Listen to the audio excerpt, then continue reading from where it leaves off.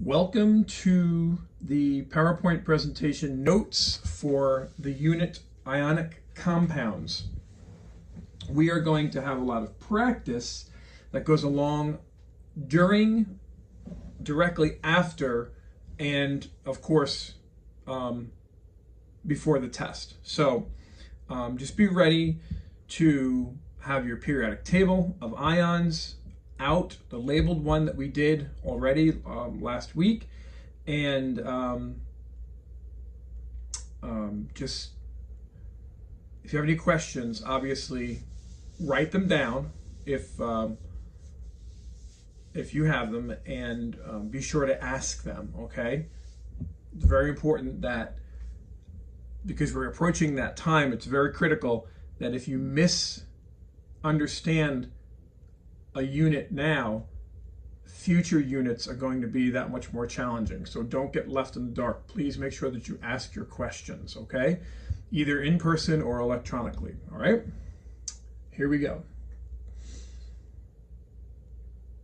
And of course, these notes, guided notes, are available on Canvas and were available yesterday to print out. So how do you form positive ions? Formation of positive ions. We already know, because of our preliminary work with this material, that you have to lose an electron, because electrons are negative. So you'd have to lose a negative. Once you lose anything negative, you become more positive. It's like if there were negative students in this classroom, you take them out or put them in another classroom and the class becomes more positive. It's simple, okay? And they're doing this in order to form a stable octet. That's why atoms lose or gain electrons, to form a stable outer valence electron configuration, so that they no longer want to react with anything. That's why everything reacts. Anything that reacts with anything else is trying to get its most stable form possible. And we call this positive ion a cation. Metals tend to form cations. So all the metals virtually on the left side of the staircase, which we talked about last week when we were labeling our periodic table of the ions. And the way to remember this is cat, think cat like an animal, ion, okay? It's an ion with a positive charge. I know that was pretty lame, but I'm trying to get you to remember which one's which, okay? The cation always comes first in an ionic compound. You always put the cation first. I can't stress that enough, because there are many students who always want to mix them up and put the anion, which is the negative one, first. So make sure that you're putting the cat first, okay? The cutest ion ever, haha. Okay, now what are the negative ions? These are the ones that, in order to form a stable outer valence electron configuration, they're going to gain electrons. They're going to become more negative. And that negative ion is called an anion. And if you put an in front of a word, it negates it. It turns it into the opposite, okay? So nonmetals tend to form anions. So we've got fluorine and chlorine and oxygen and those, sulfur and things like that. Things to the right of the staircase. So it's not pronounced anion like an onion, okay? Remember that. Onions are stinky, so don't pronounce it like a stinky onion, okay? So how do these positives and negatives, when they come together, what happens, okay? How does this happen? How do you make an ionic compound? Well, we all know opposites attract. So when you have a positive and a negative, they're going to find each other. Now, when this happens, it's called a salt. And this is what I've said in the class before. If you refer to something as, if you look at sodium and chlorine and you say, oh, that's salt, that's a salt, because this is not cooking class, this is chemistry. So you have to remember that when in chemistry you just want a salt, you can get any number of things. You can get lithium bromide or potassium iodide, which things would kill you. So you want to make sure that you're being very specific, because there are many things called salt. And only one example is sodium and chlorine, okay? Now the bond that holds together these two charged particles, the cation and the anion, is called an ionic bond, okay? It's that electrostatic, but that means pretty much negative and positive attracting force that holds them together.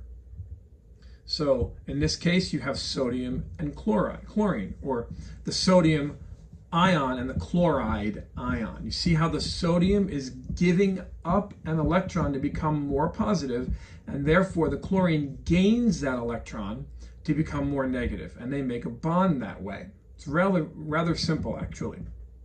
Now, what's amazing is, what's miraculous in my view, is that, and Albert Einstein said it best. He said there's two ways to look at everything in the world. One is that nothing is a miracle, and the other is that everything is a miracle. So in my mind, I believe this is rather miraculous. You take sodium. Sodium is an explosive metal. You touch raw sodium to water and it blows up like a grenade. Sparks and fire and explosions, okay? Deadly. You can't hold it in your hand. It would react with the sweat in the palm of your hand and burn you. Chlorine, on the other hand, is a deadly green gas. Chlorine gas, not the form that goes into your pool. That's sodium hypochlorite or bleach type of, the chlorine's in there, but it's bound to something else. It's not pure chlorine. Pure chlorine is a gas. We know this in our study of the periodic table of the elements. And 2 breaths of chlorine will just stop your lungs from working, and you will die. But you put them together, and you electrostatically to make an ionic bond, to make a new substance whose properties change, and it's something that's so safe you can sprinkle it on your French fries and eat it. Or you can swim in the ocean. You can even open your eyes in the ocean. It might sting a little bit, but your tears have as much salt in them as the ocean does. So that's just amazing how nature and the properties that form from chemical bonds. Okay, so talking of properties of these ionic compounds, ionic compounds typically have high melting and high boiling points, and that's because of their strong ionic bonds. They require a lot of energy to be broken apart. So this little animation you see here, you've got the sodium and chlorine bonding, and a lot of energy. You need a lot of energy to get those bones away from that bulldog. Okay, so in comparison to covalent bonds, which we're going to be learning in the next unit, just know that the ionic compounds have higher melting and boiling points than the covalent ones. Okay, now here's another property. This one is rather interesting. Now, in a normal year, we would do a little activity that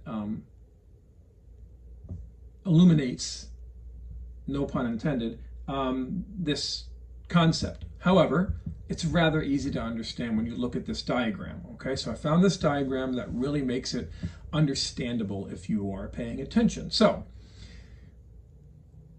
if you look at the picture on the left, and please don't try this at home, but if you filled a bathtub with pure water, pure distilled water, not spring water, not tap water, not rainwater, but pure water that has nothing dissolved in it, and you were in the bathtub, and then you had a plugged-in toaster or hair dryer, and you threw it in the bathtub with you, nothing would happen. Again, I state, do not try this at home. But there's nothing in the water. Water itself does not conduct electricity. You have to have ions in the water to conduct the electricity. So tap water will have iron and sulfur and chlorine and ammonia and other things like that. And other types of drinking waters and natural waters will all have that. But purified water, which doesn't exist in the whole world, humans have to purify it that much. There would be no electric current. Now let's say I took solid salt and I did the same thing. I filled a bathtub with solid salt. Nothing would happen. Electricity cannot travel through solid ionic compounds, okay? However, if I were to take the solid salt and dissolve it in the liquid water, now I have these free-floating positive and negative ions that are able to conduct electricity. So if you were to put an electric current into regular tap water in a bathtub, there would be definitely some sparking, arcing, and shocking going on, okay? Because it's the fact that now the electricity has a path to travel through the liquid, okay? This also works if you were to melt the compound, okay? So only liquids. Ionic compounds are able to conduct electricity when melted or dissolved in a solution. That's the point here.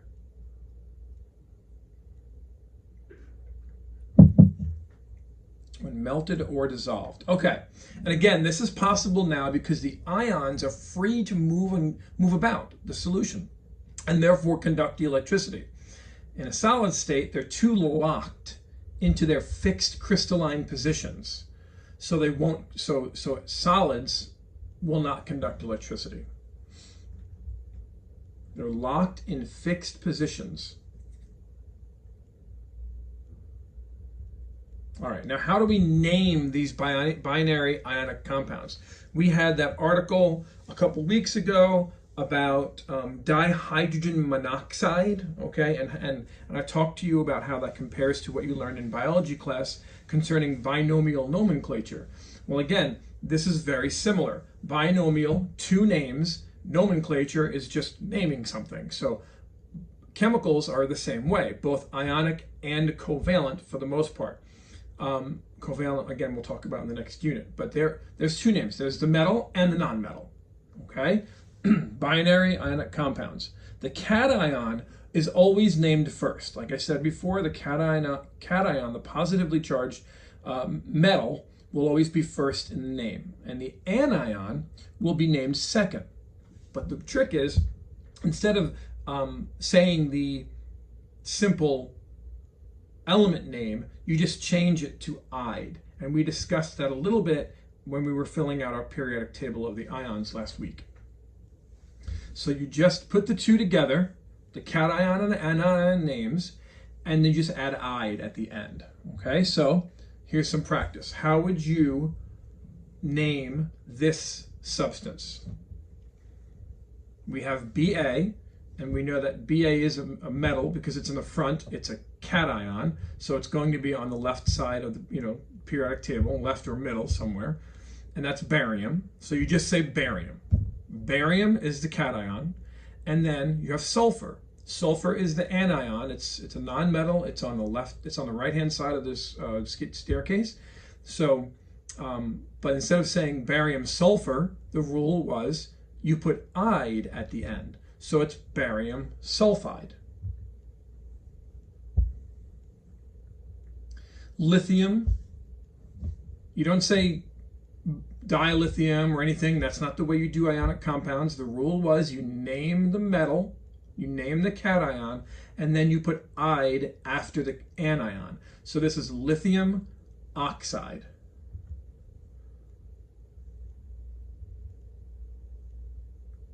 Calcium nitride. See, it's not that challenging, okay?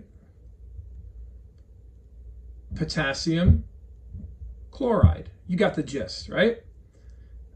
Magnesium phosphide. Mouthful, but still really simple. This is why you had to get to know a lot of these elements by name. And that's why no one says, can I have some BAS? No one says, I used some KCl. They don't say that. It's a symbolization for making writing easier, not speaking. You still have to say potassium chloride. You still say magnesium phosphide. The last one here, you still say sodium fluoride. Sodium fluoride. Strontium bromide. Pretty easy, okay? All right. So now it gets a little more challenging, however. All right. This is where many people lose it, okay? So if you are taking a mini vacation in your brain right now, snap out of it, because you really have to focus here, okay? So with transition metals, they often have multiple charges. When we were filling out our periodic table of the ions, you notice that some of the transition metals, the ones in the middle of the periodic table, have a line through them, separating them in half, where the two most common ionic forms exist, okay? For example, iron comes in the form of a +2 charge, as well as another one, which we will discuss. Which, if you're looking at your periodic table of the ions, you can see it. So it's very similar to the previous example that I showed you guys. You put the cation first, which is the transition metal, in this case iron, and then the non-metal, same rule, "ide" at the end of it, okay? But you have to indicate the charge. That's the difference, by using a Roman numeral in parentheses, in the middle between the two. This is only for ionic compounds where the cation has more than one charge. And you can tell because you're always going to be using the periodic table of the ions that you labeled as a tool on every assignment, on every assessment, except the midterm in January. You're going to be able to use that. So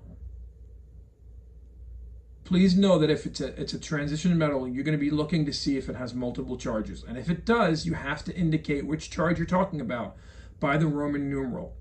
This Roman numeral refers to the charge of iron. It refers to this 2+, okay? You still say iron chloride, but when you read this, you say iron 2 chloride, okay? This would be read as iron chloride. This is read as iron 2 chloride every single time. Let's do some practice to make this a little more understandable, okay? So the transition metals and the metals on the right side of the periodic table, again, I say this, but I'm just reading this for you, often have multiple oxidation numbers. The oxidation number is just a simple way of saying its charge, or a different way, I should say, of saying its ionic charge. So to avoid confusion and to show which oxidation number, which ionic charge you're talking about, you have to write the Roman numerals. So Fe2+ and O2-, so iron 2+ and oxygen 2- ions form iron 2 oxide, because the charge of iron is +2, and you are indicating that with the Roman numeral. That's it, okay? Fe3+, iron 3+ charge, and oxygen 2-, because oxygen never changes, form Fe2O3, iron 3 oxide, and that's rust. Iron 2 oxide is a black substance. Iron 3 oxide is a brownish red, rusty colored substance. So just by adding a different ionic charge, you're going to get a different substance. The iron's still there. I can extract the iron from that, and I can take the oxygen off of either one of those and have pure iron that I can make buildings out of, and cars and swords and other kind of things, okay? But remember, when you bond two things together, they have their properties change. Okay, all right. So let's do some more practice. We can look right at this and we can say that this is iron iodide, but we know iron again has multiple charges. Ion's charge is what? What's ion's charge? Not ion, what am I talking about? Iodine, sorry. Iodine's charge is -1, right? So, if there's two of them, if there's two -1s, the I2, that makes the iodine, the anion's total charge -2. Let me say that again. And we're trying to determine what this name of this substance is. We can look at it and we can say it's iron iodide. Great. But again, iron has more than one charge, so we have to put a Roman numeral in there. I'm breaking this down, so pay attention. Iodine, we know, does not change its charge. It has a charge of -1, but there are two of them. So that gives the total complete anion side, the right side, a charge of -2. Therefore, in order for this to be a neutral molecule, iron must have a charge of +2 to equal out the -2. So in this case, we're going to have iron 2 iodide. Let's do it. Remember, you could always replay this video to help you. All right, iron oxide. Okay, this is rust. We mentioned this on the last slide. So we know that oxygen, again, is an anion. Its charge doesn't change. Oxygen's charge is -2, right? So if oxygen's charge is -2, and there's 3 of them, you have a total anion charge of -6. So the right side is charged a total of -6. Therefore, the cation must be +6. How many irons are there? There's 2 of them, right? There's 2 irons in this molecule. So therefore, iron's charge must be +3 to make its total charge +6 to equal the anions -6. So this is going to be iron 3 oxide because the charge of this iron is +3. I'm going to make this a little bit easier for you coming up. There's a little method that's going to help this with you, help this be easier, okay? All right. Copper sulfide. Easy enough to say, but again, copper has a charge. Multiple charges, I should say.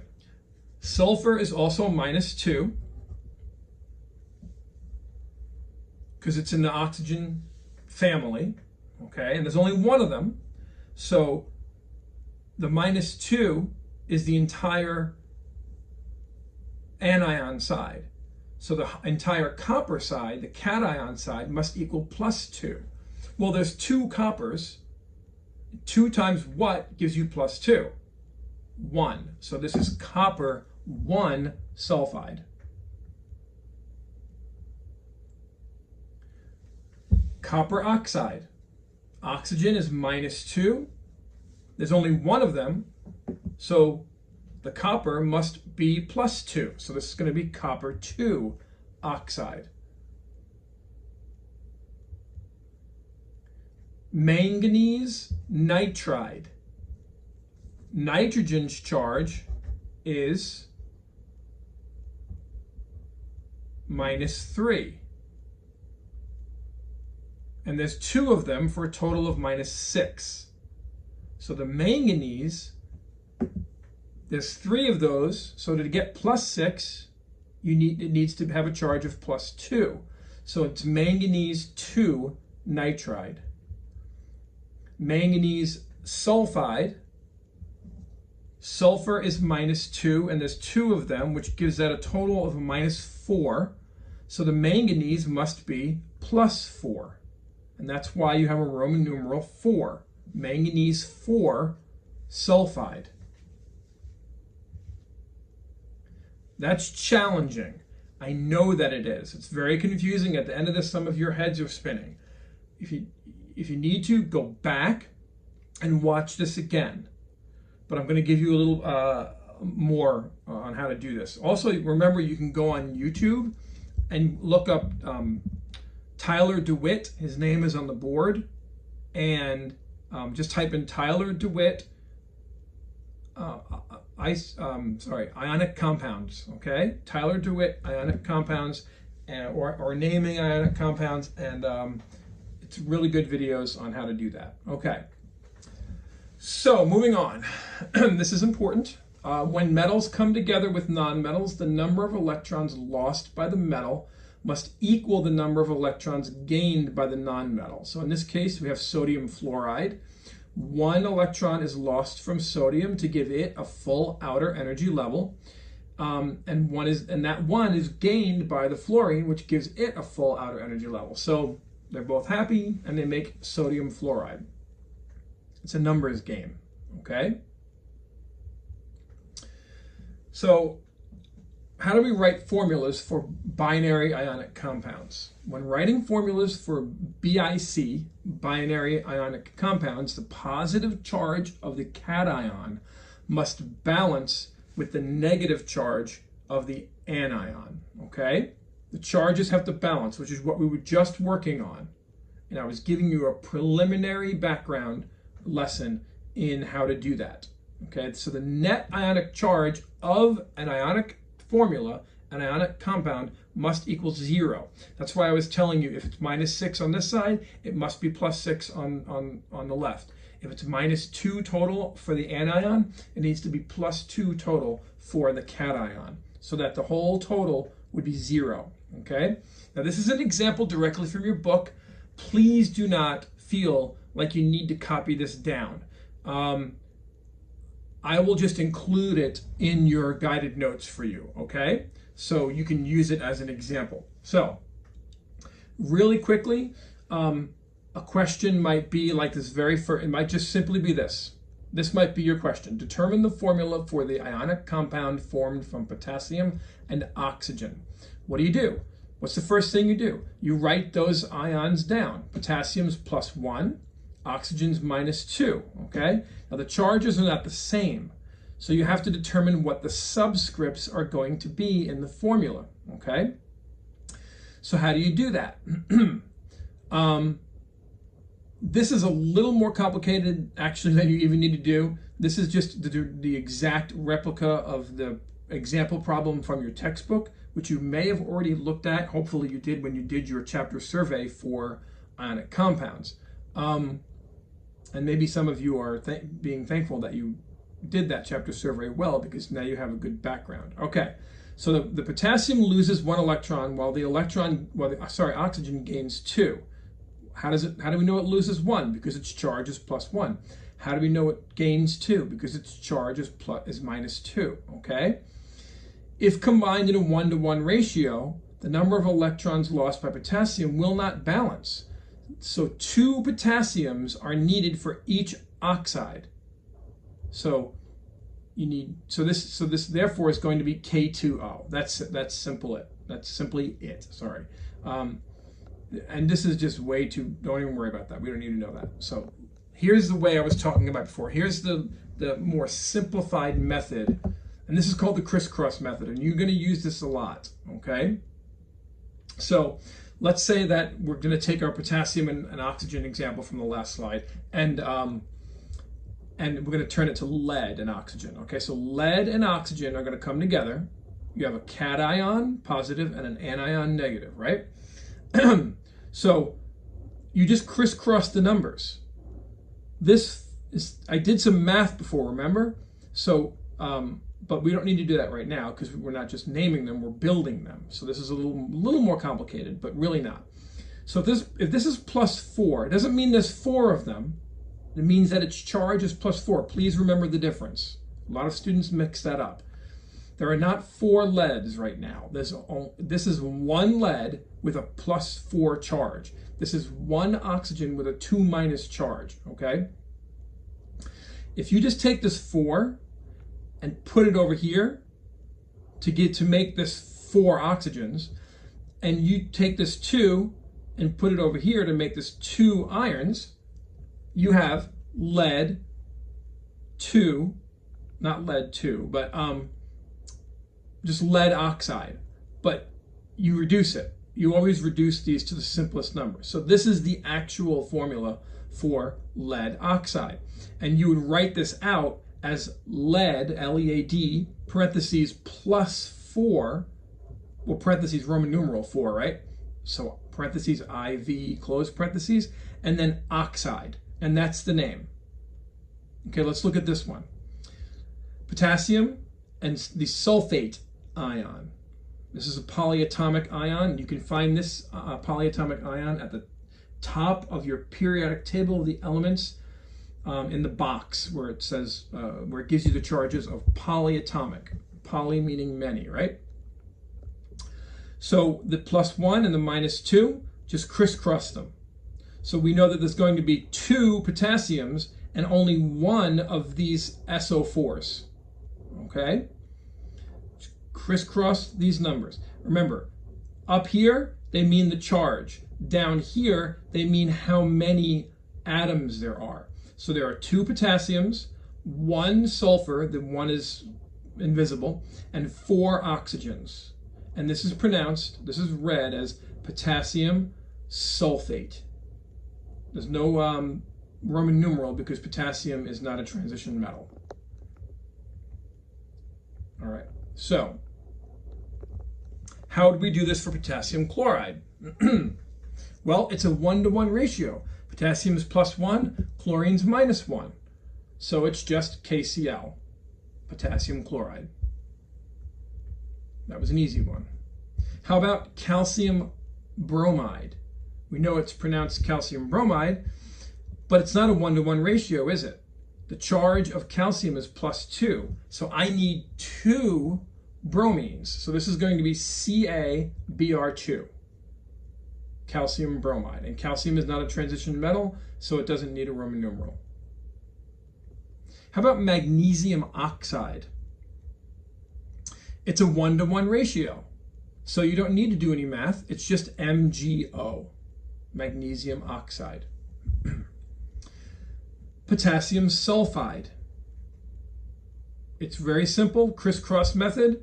You need 2 potassiums for every sulfur, so it's going to be K2S, potassium sulfide. How about aluminum phosphide? It's a 1-to-1 ratio. ALP, aluminum phosphide. Manganese nitride. We know from the earlier example that manganese is a transition metal, right? So it has multiple charges. This is just crisscross, so it's going to be Mn3N2. But you have to have the Roman numeral in there to signify which charge you're talking about, which ion of manganese you're talking about. Remember, all the transition metals, you have to look at them carefully. Some do, some don't, but many do. So you have to make sure you have that Roman numeral in the name, not in the formula. Iron oxide, we already know this is going to be rust, Fe2O3. Iron, but it's iron 3 oxide is the name. And Harry Potter thinks you did very well with that. Okay. More practice. Okay. So, barium and sulfur. Sulfur is -2. Barium is +2, so it's just BAS. Iron, 3, and sulfur. Well, if iron has a charge of +3 and sulfur has a charge of -2, this is going to be Fe2S3. Crisscross method. lithium and oxygen. Lithium is plus 1, oxygen's -2, so you're going to need 2 lithiums to make it a neutral charge, LiO2, lithium oxide. Cesium and phosphorus. Look at the periodic table of ions, determine which charge each one has, and you come up with, you need 3 cesiums, because cesium is -1 and phosphorus is +3. So you need 3 cesiums to make this a neutral molecule. Calcium and nitrogen, kind of the same thing, but crisscross. The calcium is +2, nitrogen is -3. So I need, it comes down to mathematical factoring. If nitrogen's -3 and calcium is +2, what's the least common factor? 6. How do I make them both equal 6? Right? So calcium, I would have to multiply by 3. So that gives me Ca3, and nitrogen I have to multiply by 2 to give me +6 and -6 on each side. Okay? Cobalt 2 and fluorine. Fluorine's charge is -1, so I need 2 of them to equal the +2 charge of cobalt. And finally on this slide, barium and chlorine. Barium's charge is +2, chlorine's charge is -1, so I need 2 chlorines to balance it out. All right, polyatomics. Whew, okay, so you're gonna have to kind of sort of memorize these. I'm not going to spend too much time. You're going to have to come back and do this in class. I don't have time for you to write these down, but there is space in your notes to fill in the blanks on these. Acetate, hydroxide, permanganate, carbonate, oxalate. You're going to have to use your periodic table of the ions, the box at the top, and come up with some sort of system for you to memorize a very small amount of them. You don't have to memorize all of them, but you have to be familiar. You have to be able to look at this and think carbonate. Look at this and think acetate, okay? Hydroxide, chromate, and ammonium. Ammonium is the only positively charged polyatomic ion I believe we have to deal with. So you're gonna have to come back and fill these in, okay? Same with these. Nitrate, nitrite, sulfate, sulfite, and phosphate and phosphite. The way to tell them apart, it may seem kind of silly, but this is how I did it back in the day. 8 and ite are the difference. 8 is always 1 oxygen greater than ite. And I remember it because I say that this one ate another oxygen, okay?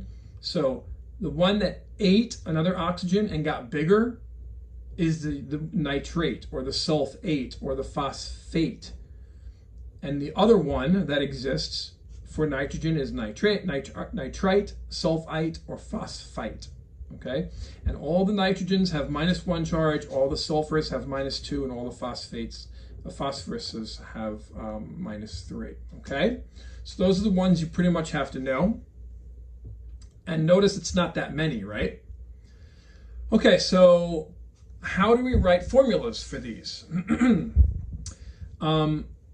You recognize the polyatomic ion, so you have to just memorize it. Okay, so that's an acetate, that's an oxalate, that's a hydroxide, whatever. Then you name the cation and then the anion, just like last time. Just like the other ones, cation first, anion second. If the cation is a transition, you have to use a Roman numeral, just like we discussed. It's the same exact process. So here's an example. You have potassium, which is the cation, and this entire thing is the acetate polyatomic anion. So it's just potassium, acetate, done. Lithium sulfate, not sulfite because it has the extra oxygen. Sodium phosphate. You're just taking the cation and the anion and putting them together.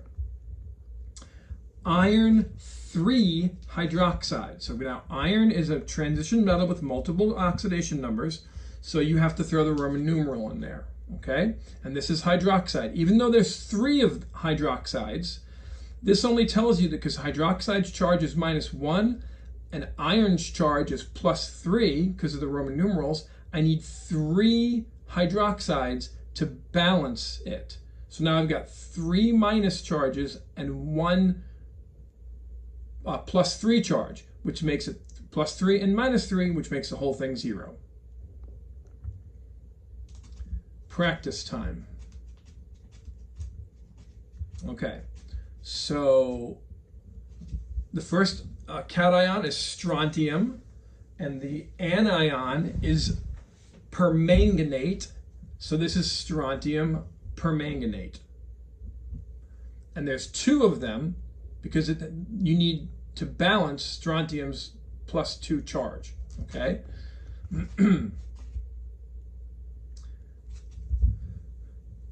Titanium hydroxide.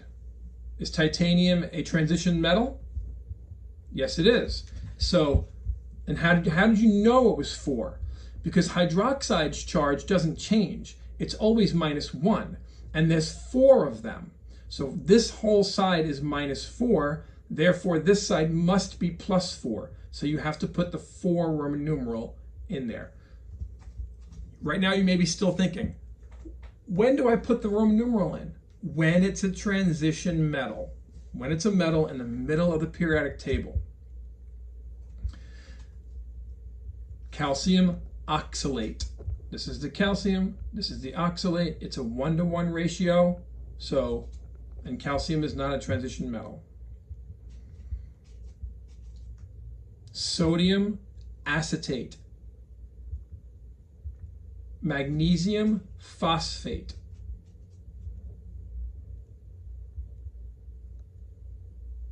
Chromium nitrite. This is the smaller, this is not nitrate. Nitrate would be NO3. And chromium is a transition metal, so you have to use the Roman numeral 2. You know that nitrite is a -1 charge. You need 2 of them to balance the +2 charge of chromium. All right. So to write the formula for these ionic compounds, you use the same rules as for binary ionic compounds. You write the symbols, the cation and the anion, and then you balance the charges to equal 0. You use the crisscross method. Again, this is an example directly out of your textbook. I'm not going to ask you to copy any of this down. I included it in your notes. It's the same rules. You write down the anions and you just use the crisscross method to determine. So this is +2 -3. So you know that it's going to be Ca3, PO4, 2. Crisscross, okay? And you're thinking, this is not the best, Mr. Keene. All right. Potassium sulfate. How would I write the formula for potassium sulfate? Well, you write down potassium and its charge, which is +1. You write down sulfate's charge, which is -2. So I need 2 potassiums for every sulfate to make it neutral. That's why it's K2SO4. I'm going a little fast right now, but remember, I'm doing that because I know that you can repeat this and go back to this later, which I highly suggest that you do. Magnesium hydroxide. You write down the cation, magnesium and its charge, and then hydroxide and its charge, which is -1. So you know you need 2 -1s to balance the +2 of the magnesium. So it's Mg parentheses OH close parentheses 2, because that 2 makes everything in here double. If that was a 3, it would make everything multiplied by 3. Chromium 3 nitrite. So we know the charge of chromium is +3. We know nitrite's charge is -1, so I'm going to need 3 nitrites to balance it. Titanium sulfite, titanium 2 sulfite. So it's going to be TiSO3 because it's a 1-to-1 ratio of +2 to -2. Lithium chromate, that's pretty easy. Chromate's charge is -2. So I need 2 plus 1s, so that's going to be Li2CrO4. Sodium phosphite, I need 3 sodiums to equal phosphites minus 3 charge. And then silver nitrate. Silver is plus 1, and nitrate is minus 1, so it's a 1-to-1 ratio. Okay, and we are done. Ionic compounds are finished. If your brain is spinning and swimming right now, remember, go back, read these, go through these notes again, watch this, fast forward to the parts you need, and go to Tyler DeWitt. Tyler DeWitt, Naming Ionic Compounds on YouTube, and it's excellent, okay? Or you can ask me some questions.